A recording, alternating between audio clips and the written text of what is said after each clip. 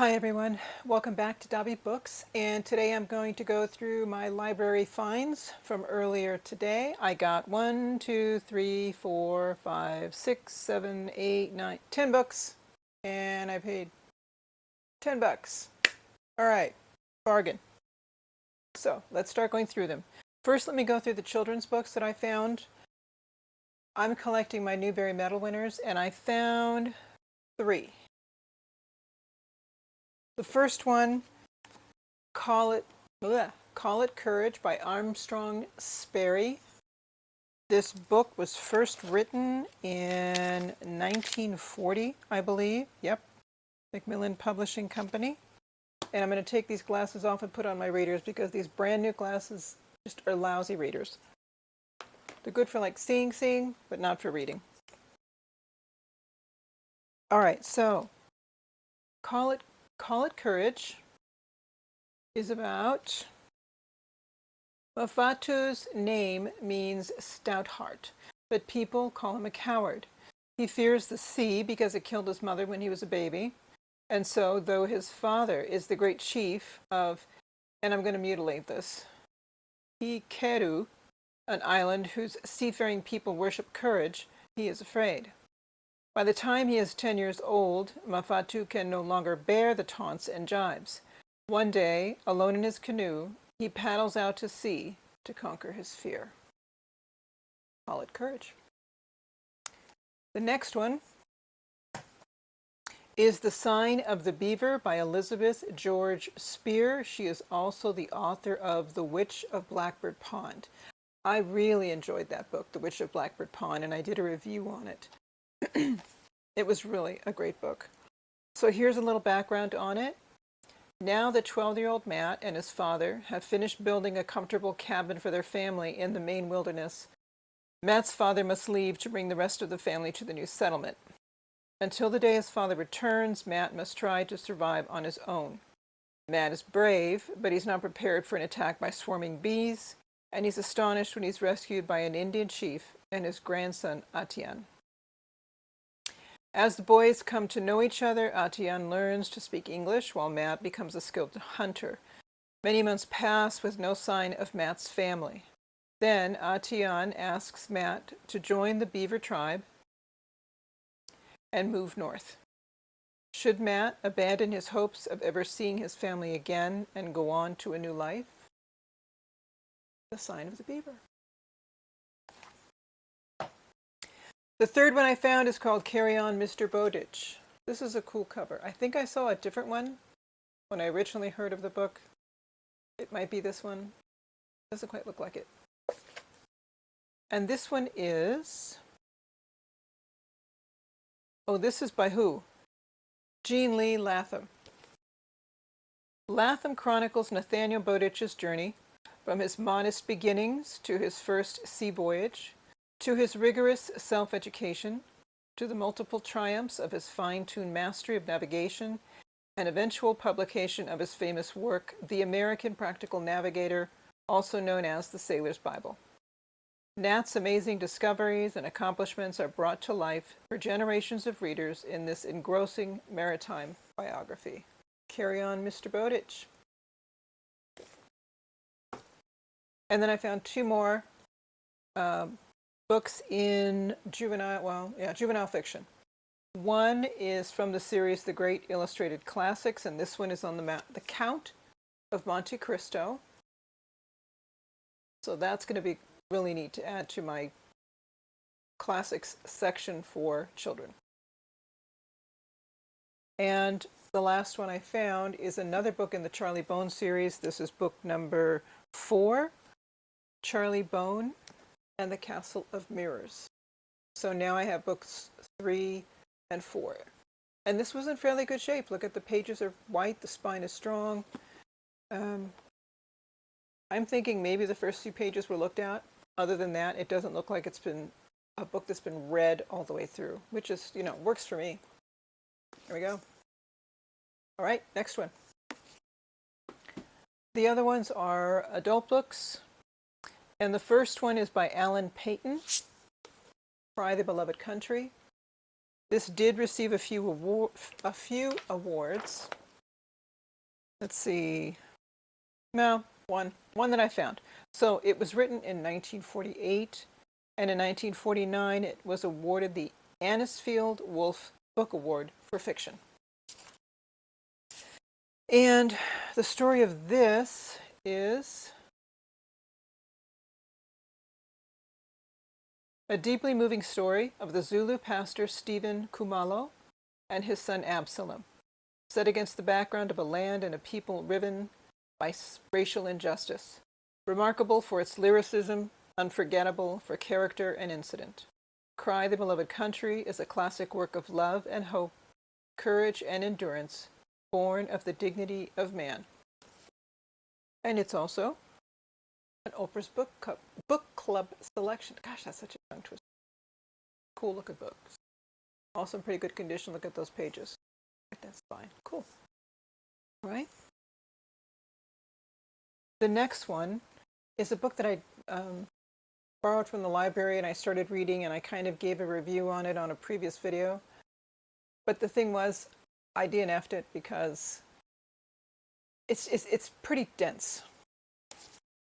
A Peace to End All Peace by David Fromkin talks about how the Middle East ended up being split up the way it is, with Palestine and Israel, and it gives a background so you can understand why the conflicts are what they are today.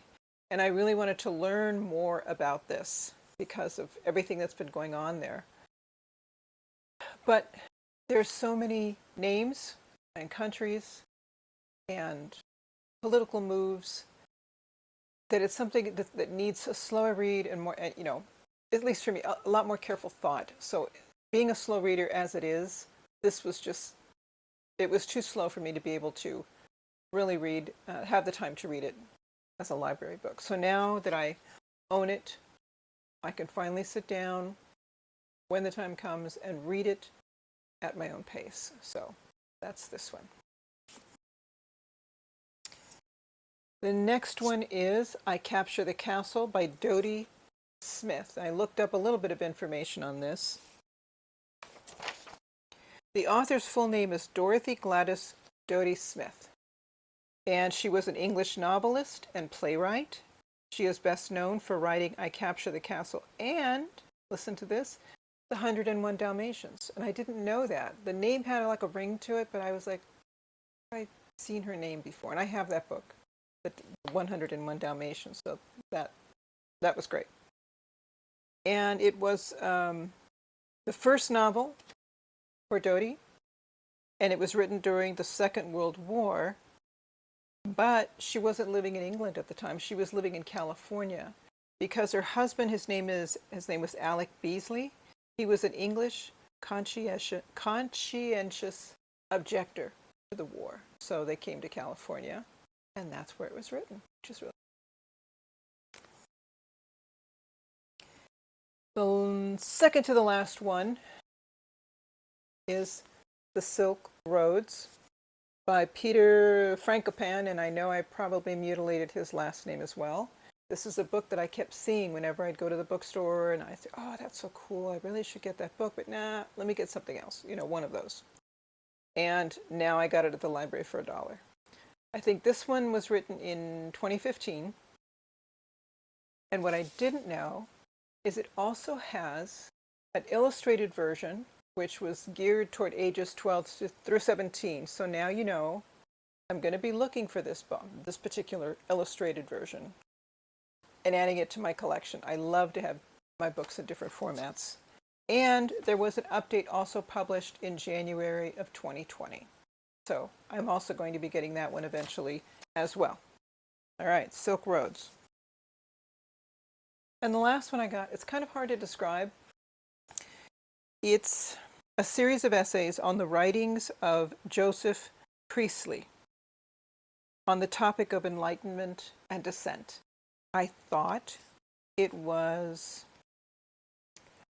one of the journals from the History of Political Thought. This one was from 1983. But when I looked up on the website, I couldn't find this one. So they had oh gosh, one, two, three, four, I think 5 different journals. And I looked up 2 of them, this one with the history of political thought. There was another one, but I can't remember what it was. And this book was not listed on either one. So this is history. And it's interesting. It's got all these articles and, critiques on his writings. And I like that kind of stuff. So I think I'm going to enjoy this.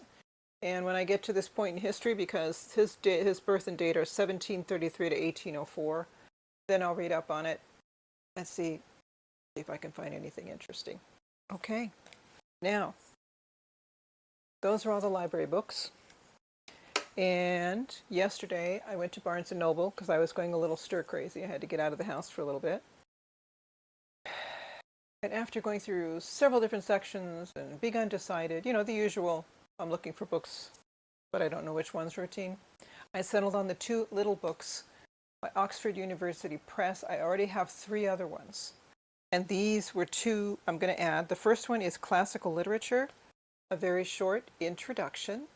This is really cool. So he's starting obviously with Homer. He's also starting in with Greek history. Now he's moving into the Roman history after the Greeks were conquered by the Romans, and the literature and the influence and the titles. It's really neato. So these are such neat little books. I like these. And the other one I got is English literature. And I did read the first chapter on this one. I was sitting in the cafe sipping my Americano. And Jonathan Bate is the writer of this particular one. He started with children's literature, English children's literature. And he's now moving forward. He goes rite of passage, moving into, moving out of childhood and now going to boarding school like in Winnie the Pooh, where Christopher Robin kind of says goodbye to Winnie the Pooh. Because the guess is he's probably going to boarding school, and that's when you have to leave your childhood behind and your toys, etc.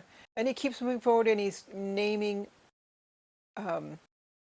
titles that we're familiar with, like Peter Pan. And then he goes into, and this is the book that I wish I could remember, he talks about a title of 2 boys who were lost on an island, but they did well. They did wonderfully. So their behavior was something that the adults would be proud of.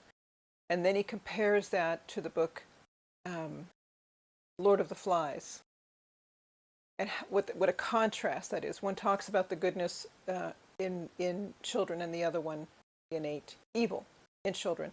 And what he brings up as interesting is that the 2 main characters in both stories have the same name. So I thought that was really good. But this is really neat. I love both of these books, so I'm adding this to my collection already. And I'm still reading Middlemarch. I was going to participate in the Classics and Company. That's why I started reading it. But, back then, your mom was in hospice. At a certain point, she went into hospice, so it slowed things down. And then her condition really deteriorated, so there simply was not a whole lot of time or focus on my part to continue reading any more than a couple of pages at a time. And then Mom passed away, and then there was so much more to do, and my focus just wasn't deep enough. I could read it, but I was reading words. Nothing was really sinking in. So I've managed, after the craziness, most of it ended, and started collecting myself. I have been able to read several more chapters. I'm now in book 6. There's 8 books total. But what I'm going to do, because I'm going to be headed out on vacation in a few days, is I downloaded the audiobook, and hopefully that'll help me finish the book before I leave. And speaking of vacation, I'm headed to Europe. My husband and I are taking a long overdue vacation. We really didn't even get our honeymoon a few years ago because my parents were still around. Both my parents were around, and I was looking after them, and he joined me in that when we got married. And what we're going to do is we'll be gone for a good while. We're going to take a Rick Steves tour, actually. And we're going to sort of get our feet wet. So with a tour guide and everything, we're going to look around at several countries in Europe and just enjoy ourselves. We're starting in Amsterdam and we're ending in Paris. And We're also going to be covering Italy in one of those countries. It'll be Italy and Germany, the Netherlands, Switzerland, yeah, and ending in Paris. And you know who I keep thinking about is Jenny, because she loved Italy. And I remember how she posted her photos and her videos. It was really neat. So she keeps coming to mind. So what I'm going to try to do, if I have the time and the energy, I guess you could say, is I'll try to post some videos while I'm in Europe, just to kind of give you a general intro. If not, what I decided I'm going to do is I'll at least post some pictures in my Instagram account, which is the same title as my booktube, which Dobby Books 63. And I'm looking forward to the time off. I hiked the Camino in 2016, so I had to learn how to pack light. But for this trip, same thing. I have to pack light. I just have a carry-on in a bag. But I have packed and unpacked and packed and repacked and moved everything around 4 zillion times. Checked the weather, readjusted. Oh my gosh, I don't know why I'm just so nervous about this. Maybe it's just an American thing, like preparing for the worst. I've just got to chill and just relax. I can feel that I'm tense. So, all right, everybody, that's the latest. Hopefully you'll get to see some pictures from Europe in about a week. So I love you all, and I thank you very much for spending some time with me. Bye-bye.